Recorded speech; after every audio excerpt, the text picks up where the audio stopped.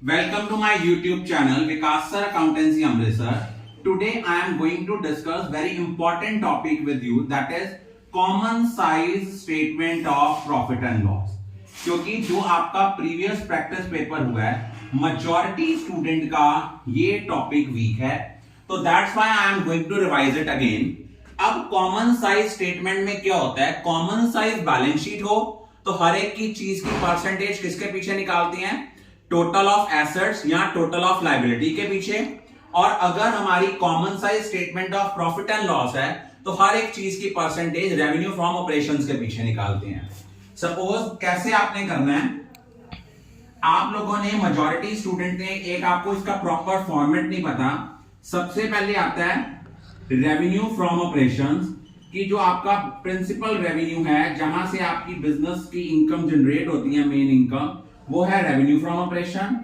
फिर आती हैं अदर इनकम्स. अब आपने क्या करना है, इन दोनों को ऐड करना है, वो हमारे पास आना है टोटल रेवेन्यू.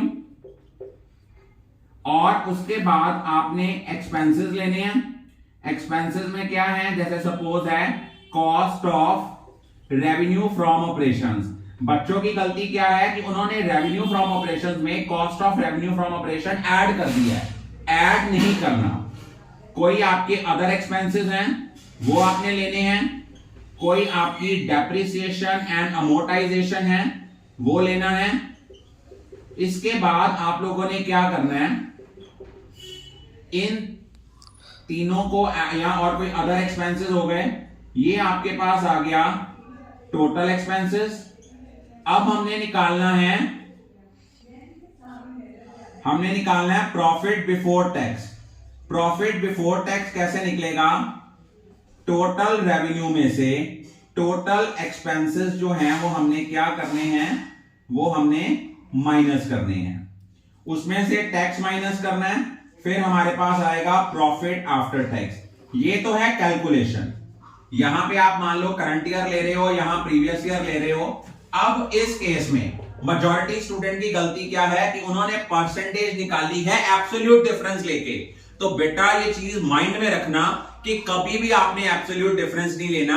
आपने हर एक की परसेंटेज किसके पीछे निकालनी है. मान लो आप 2022-23 की परसेंटेज निकाल रहे हो. सपोज यहां पे रेवेन्यू फ्रॉम ऑपरेशन था 36 लाख, अदर इनकम थी 4 लाख, टोटल आ गया 40 लाख. तो आपने परसेंटेज क्या निकालना है, जिस ईयर की आप परसेंटेज निकालनी है, हर इंडिविजुअल आइटम को उसी ईयर के रेवेन्यू फ्रॉम ऑपरेशन से डिवाइड करना है. 36 लाख डिवाइड बाय 36 लाख आ गया 100%. उसके बाद आपने 4 लाख को डिवाइड किया 36 लाख के साथ, मतलब हर इंडिविजुअल आइटम को उस साल की रेवेन्यू फ्रॉम ऑपरेशन के पीछे डिवाइड करना है बेटा, common size statement of P&L में. मेजॉरिटी स्टूडेंट्स की गलती क्या है, यहां तो इसकी कैलकुलेशन में गलती है, यहां आपने कॉमन साइज को कंपैरेटिव की तरह सॉल्व कर दिया. आपने क्या करा है, एब्सोल्यूट डिफरेंस निकाला है करंट में से प्रीवियस माइनस करके, और फिर परसेंटेज कैलकुलेट किया है, जो एब्सोल्यूट डिफरेंस आया है उसको प्रीवियस ईयर के साथ डिवाइड किया. ऐसा नहीं करना. कॉमन साइज इनकम स्टेटमेंट में आपने कोई भी परसेंटेज निकालनी है, वो उस ईयर की, पर्टिकुलर ईयर की हर इंडिविजुअल आइटम को रेवेन्यू फ्रॉम ऑपरेशन से डिवाइड करके मल्टीप्लाई बाय 100 करना है.